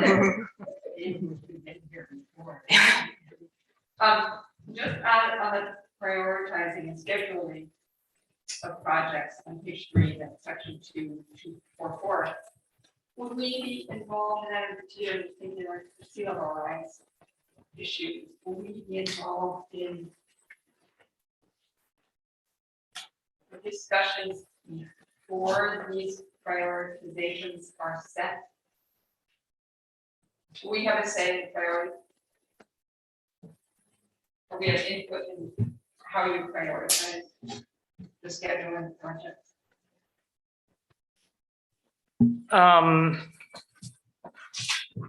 I'm not sure I follow your question. I mean, when you talk about sea level rise, there's a separate committee we just established also. But just in general, I won't bring up the specific, on page 3, Yeah. section 224. Right. Number A, it says the planning board is crossed out. Yep, the town manager shall develop a ranking criteria and use the values to establish priority of project based on analysis of effort of each project on, in the community. I think at that point, if Does planning board lose its, what the planning board, ability to discuss developing ranking criteria? so what I would suggest is if we refer you the list and you have a priority of what you, how you want to prioritize that, you can put that in the list also. Okay. It doesn't mean that's what we'll do. It may, yeah, it may, like we said, like Amy said, Just as long as we have a voice. yeah, as Amy said, we've established that everything is really ending up somewhere on the Yeah, page. yeah. And we know that things change. Yeah, and things will change. That's why they call it a planning. It's a living planning document. Not written stuff. I'm sorry? It is not written stuff. No, nothing. Very, very. So, what's last chance? Anything else? I think you're on the right road. Thank you. Thank you. Thank you. Thank you very much. And we will look forward to having you come back to the final say.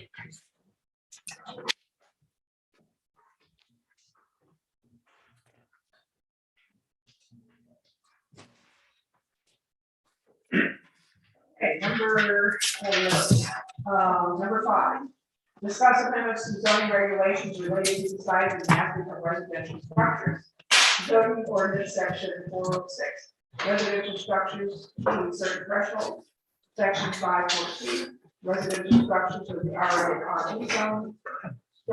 Section 11, general prohibition. And section 306 T and 307 T. We have some information here from Allison, and I'll turn it over to her. So, Park Planning Board, you recall several months ago, we forwarded amendments to the sections of the zoning ordinance that regulate the size and mapping of residential structures. So it was those absolute maximum measurements that you're looking to reduce some of those figures. And as almost a first step in reevaluating the entire section. So the town council adopted those amendments in August. They also added sunset clause that will expire January 2023. So about a year from now. If the planning board or town council doesn't take action, those several amendments will be removed in regard to the figures that existed prior to the amendments. So, you recall, it was the maximum individual footprint was at 5,000 the maximum cubic feet for building volume reduced from 80,000 to 65,000, and then added in was a maximum living floor area of 4,500 square feet. So the planning board has about a year to come up with some amendments and that the town council can consider. So we had talked, we had a bunch of discussions in the past, so within the memo, there's a summary of some of the concepts that planning board members have brought up in the past during our meetings. So there was some talk about creating a relationship between maximum living area and the size of a lot. So for example, if the size of the lot is larger, maybe it could accommodate a larger size home with greater square footage.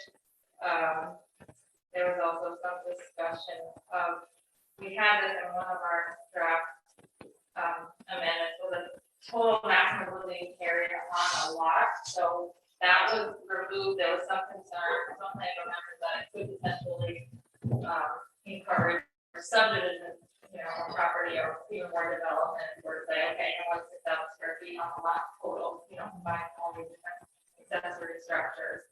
So that was removed before it was sent to the town council, but I just put that in there. In kind of a related note, residential accessory structures, right now, there are no limits to the number of residential accessory structures on property. That's been raised in the past, whether or not there should be, because at what point, what is reasonable, right? I mean, if you have 6 residential accessory structures on property. So, the other thing was, actually, I remember former planning board member had raised this, was eliminating entirely the section 406, where that triggers the special use permit, so that the planning board wouldn't even see these applications, just have to set the maximum, whatever the planning board, is reasonable, and that's the limit, and don't go through the whole process of having a lower limit where you have to get through. So that was another concept. And the zoning district right now applies to RA and RP. I believe, there was some discussion as to should that be expanded, are there other sections of the zoning district that this should apply to? And the historic, and then of course the design of the structure, is that really more, does that have more of an impact versus the side of it? So the concept of the historic district overlay, there, the back items from that being applied, broaden that to the island wide. And then some of the other things are minor notes in here, but there are some questions, like should finished basements be included? Should there's some simplification that could occur, there's some inconsistencies, like what, in some sections we calculate building program differently than the other section. I mean, it's, so making things look maybe more simple for applicants, for the people that are doing this process.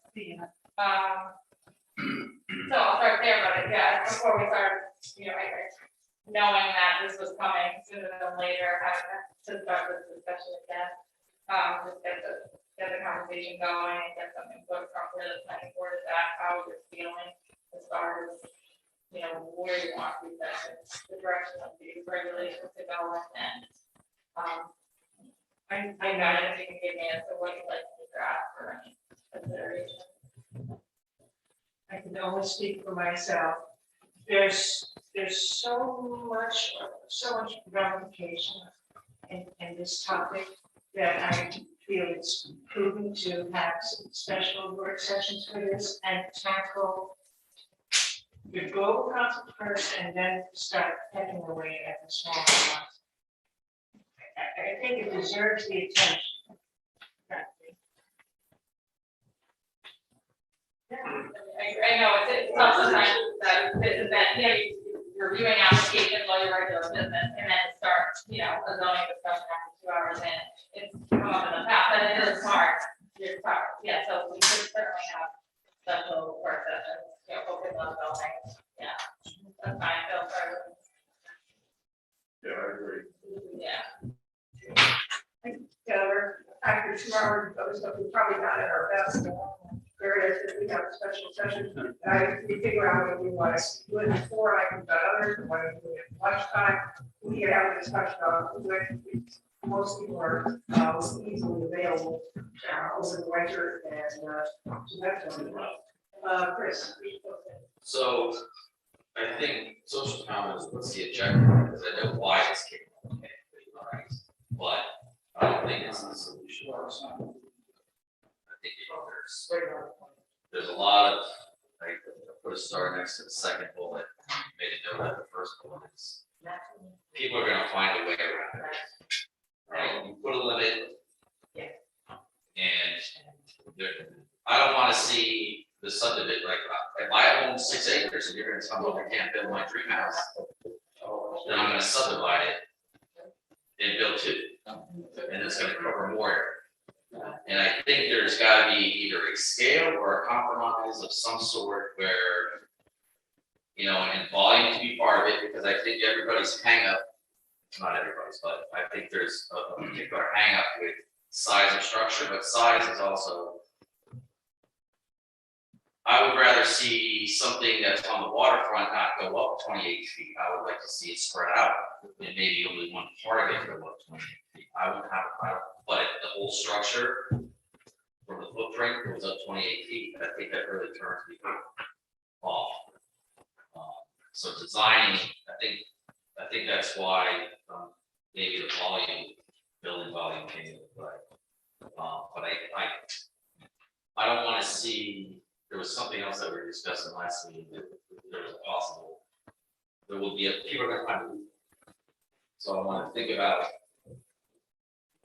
really think about why this came up, what is the desire. You know, I hypothetically, you know, think in my, I think personally that if super ugly structure came at 6,000 square feet, it was ugly, I immediately I want to see that. But it was aesthetically pleasing, it was laid out properly, it was in compliance or with the surrounding buildings and same architecture, that's going to turn someone's thinking around. Not the size of the building, but how it looks. And I don't know if that's our purview or how I think we're talking about historic then. So, you know, why are we going down this road? And what's the end result? Because I think the repercussion could be actually more buildings, more building. It's tricky. I just think about that too, and I think that we have to think just not about those 6+ acre lots, you know, that's a piece of it. There really are not that many large lots for development. It's about smaller lots where you were, really like large house of a substandard lot, you know, and so I think we have to be thinking about all of those areas. But if you include all your you can rebuild from many, that's true. That's what I'm seeing. Yeah, so we have a lot of components, it's not easy. Yeah, right. And I think if it isn't something someone's used to plan for, you know, or especially just so they can visualize some of these. Yes. Yeah. Oh, no, I don't want to interrupt. One question I have, because I want to type up all my thoughts, because I have a million of them, I just wrote a million little notes, but I won't go through all that tonight. I'd love to know, type up my thoughts, because then I can think about them and rewrite and express my thoughts in a more concise manner. But one question I have for tonight is, like, where do some of these figures come from? Because in the first phase 2, the first job, the bullet point, we give 4,000 square feet for, you know, hypothetically for 3 acres and only 4,500 for up to 6 acres. Just like, this is nothing. It's just basically saying, if it's bigger, give it more, you know, don't think anything about how it's going to those that came from. I know it was a comment we received, or my notes, somewhere, to run an example.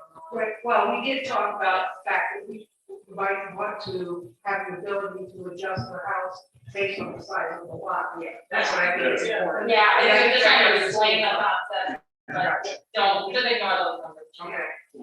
And then if are we talking about like 13 tonight, or that's gonna be a different discussion? That's a different discussion, okay. It should probably be developable land area too. We had one of these applications had a huge lot. And the comment was, well, the lot coverage was almost nothing, the lot coverage was almost nothing, but the lot was almost unbuildable. It was, a lot of the land was marginal, so it's really not the size of the lot, it's the size of the. Buildable Area, yeah. And it's making those determinations. But one other thing I just wanted to bring tonight, I would love to see a comprehensive or a checklist that Jen or the building official gives to somebody who's looking at property or looking to tear their house down and build. You know, right now, you have to go to section 406 and don't forget about 514 and don't forget you have to look here. And well, there's a special use if you fall here. When usually people just go to one section and look at what the percentages are that you can and cannot exceed. You know, right now, the basic zoning regulations are 3 to 4%. A lot of people aren't. It's hard to find out. We'll tell people, look, go to the town, to the office, building official, and determine, well, we just kind of want to know roughly. You can't say roughly, there's 4 different sections to read before you Yeah, decide. that's not that easy to even figure it out. Different sections, different amendments. Because I love that whole idea about, well, we're thinking about whether that's possible or not. Yeah. Because they're certainly helps for the reviewers. And a lot of the time we do rely on the architect to give us the calculations and we can basically, so having it in one place, we have a lot easier than us trying to find it over the application. Right. And Chris made a good point about height. I mean, we have to, I walk that Andy's Way area a lot, you know, going all the way to Gate Point and looking east. And in the 80s and 90s, everyone built low line, long homes. They wouldn't be able to do those today.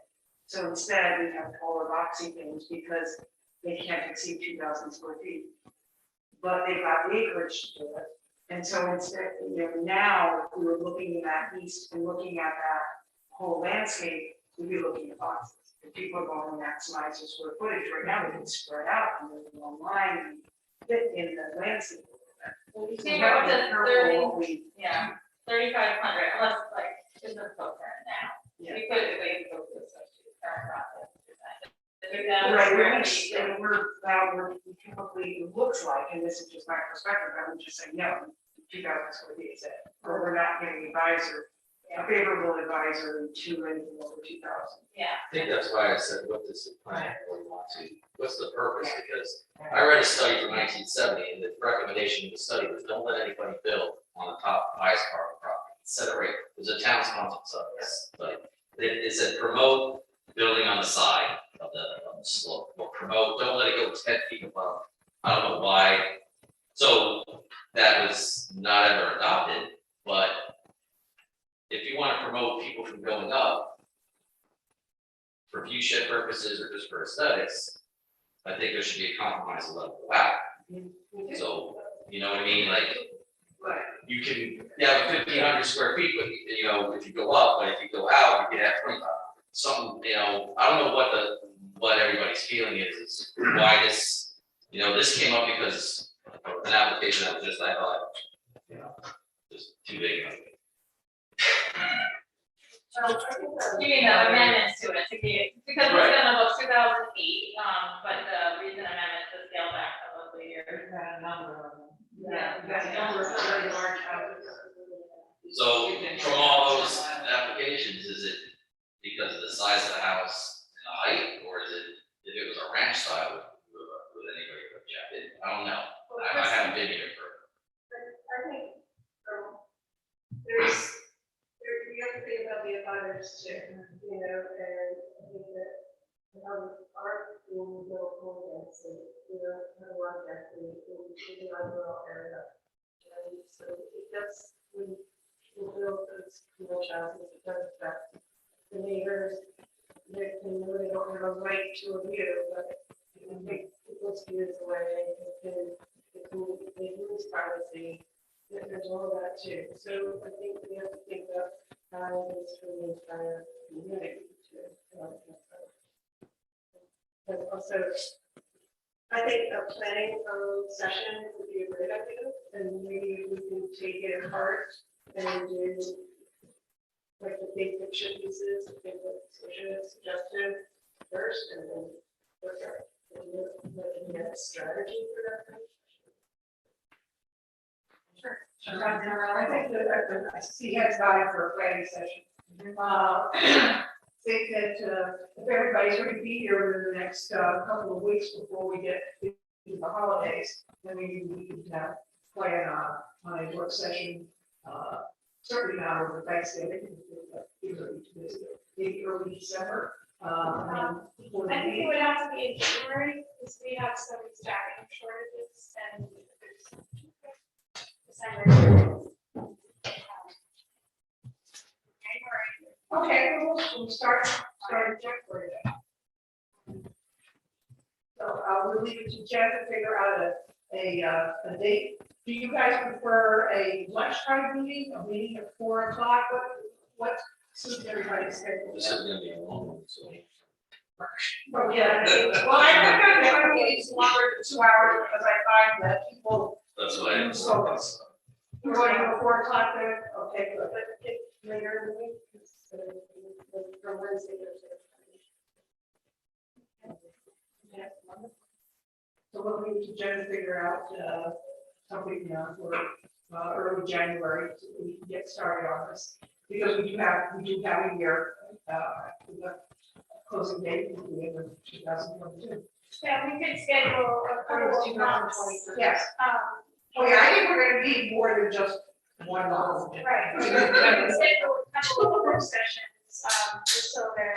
And we can do a couple of work sessions per month, particularly in the winter time, where people are not traveling, so. Yeah, it is 25th. January 21st, December 31st, all right, thank you. That's all right.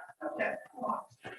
All right. I'll do it then, so we have December meeting too, so we can kind of touch base maybe in December, and then people want to, like, submit written comments, like, and we can, compile those for everyone. Anything we can do before January. Yeah, like, so that's productive, like. Allison, I don't know whether you were looking at what some of the other people have done, like the Mountain Park Executive or the Anti. Sure, yeah, we have a Well, lot I'd of like that to, already. we could have some, a summary of some of that to. Yeah. They let you go up to 8,000 before that should be. 8,000 square feet before and that should be. But it may be land, how much land you own. So, and I should say, that probably some, I found that we were more restrictive than some of the other communities. Anyway, this is a good start. We have a long way to go with the truck finish line. So you have December 8th is your next regular monthly meeting, and you can have that up front this on the agenda. Yeah, right. We'll put it on the agenda. We'll do it early January workshop. Sure. We'll bring some pizza. We'll work on it. Something really messy. Okay. Earlier, 10, like 4, 3. We're gonna do it at 4. 4 p.m. regular meeting. December 2nd. And if you have comments, feel free to email them to me, just don't email them, to the group. Yes, oh, sure. Okay, going on to 6, municipal resilience program. There's a workshop summary for you, findings, reports to the planning board, which have isolation lovely maps on them. Yeah. That was, number 6 was emailed to you, it's a very lengthy document, so. Yeah, I think you said you did. I said that I was not gonna. Okay, I'm gonna see. I'm sorry. And I printed everything right. Well, this was a 50-page thing, you're not gonna Yeah, print it it was out. very. It's on the town website. Yeah, we just wanted to let everyone, let the planning board know where we are in the process and about the project. So Rhode Island Infrastructure Bank and the Resilience Program, so we had applied to be part of this.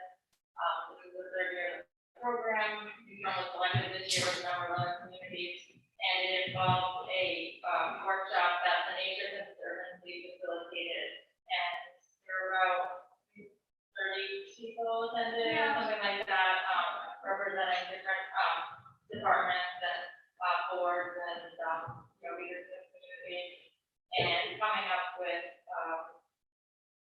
trying to come up with a list of issues, trends, of projects that we could use to make the community more resilient to natural hazards and climate change. And they produced that summary findings report that was circulated, posted on the town website. So the next step right now is, the large step that being part of this is that the town is now eligible to receive funding through the action grant. And only those communities that are part of the project, part of the program, are eligible. We're pretty much guaranteed next year to get funding. The $7 million in a lot of this year for the state and so right now the town is working with the Infrastructure Bank and identifying potential projects that came out of that workshop and from our other planning documents. So flood-proofing of facilities or roadways or some potential projects they thought would be good. There was also some talk, Cornet Road is too, like a larger project, that's just for this, but they were saying that they might be able to connect us with other funding for that. But within that plan, there was the Scotch Beach realignment. I don't know if you recall that design in there. So that was something they were interested in, like a nature-based solution. So these are the things we're talking about now. So I just wanted to make sure the planning board was aware of this, and the town council will ultimately, vote on the grants before we submit an application in January. Would be when we need to submit an application. Who is we who writes that grant? Well, we have Heidi Tarbuck is a grant writer, so but I would be involved as well, and Mary Ann. But the reason I'm jumping right now is because we just formed the Sea Level Rise Committee, right? And doesn't it seem premature to be going after a grant that's so important? No. Before the committee has done its studies and. Well, I don't want to miss the opportunity for funding, right? I don't want to miss this opportunity for funding. We've also been talking about some of these issues for several years now. But the Sea Level Rise Committee, so when are you meeting, when your first meeting? We had our first meeting, and it's every first or second Tuesday of the month. I would recommend that you Yeah, invite. absolutely, no, like, Because on reading this, there were clearly some things that jumped out, and during that meeting, we discussed one of the first things we need to do. Work on funding and work with grant. This is Okay. great. yeah, so I'm glad we had the conversation, Yeah, yes, it's a we real can good relay document. the information and let me know if I can give you any more background on the regular. Because on the read through, there was, I just made some changes or additions. On that summary of finding, get some edits in there. On writing things. Yeah, it seemed like that document could, we took a first pass at some edits on that after the workshop, but we certainly, they seem to be overlaying other comments. Depending on what comments that you want. That's great so far. That's great. It's just things that came off that were good to add to all the work done so far. And to Sarah's point about funding, we were also talking about really urgent that we can get these discussions with grant writers right away. Yeah. With the Sea Level Rise. Okay, all right, so I'll talk to Mary Ann and we'll talk about how to engage the Rise Committee as a step of the process, like, maybe forwarding a list of potential projects we know waiting on before. Okay. Yes, Mary. Okay, good. Great. Or things that we can give you to weigh in on too. Because, we Oh, you have really ideas. doesn't need your help too. Right? Okay. Yeah, if you have ideas for specific projects. Okay. All right. they have to be shown where it's like work, but, yeah. Yeah, we found that out with Coordinate Road certain years It's ago. not planning, planning isn't eligible, studies aren't eligible, they actually wanna implement something, so I'll give you the information. Okay. We noticed that, they, the priority to look at policy information zoning. Somewhere and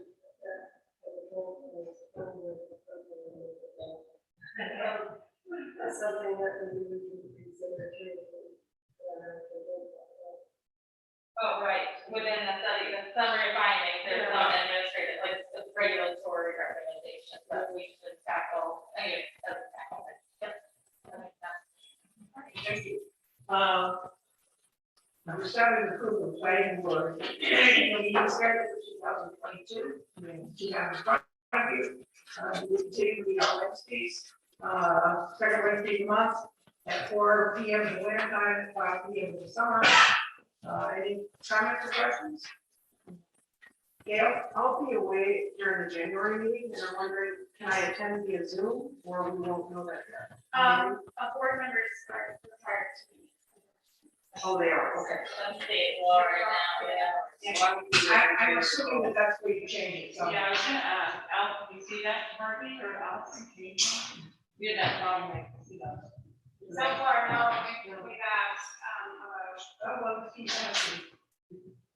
No, it's not unusual that people miss meetings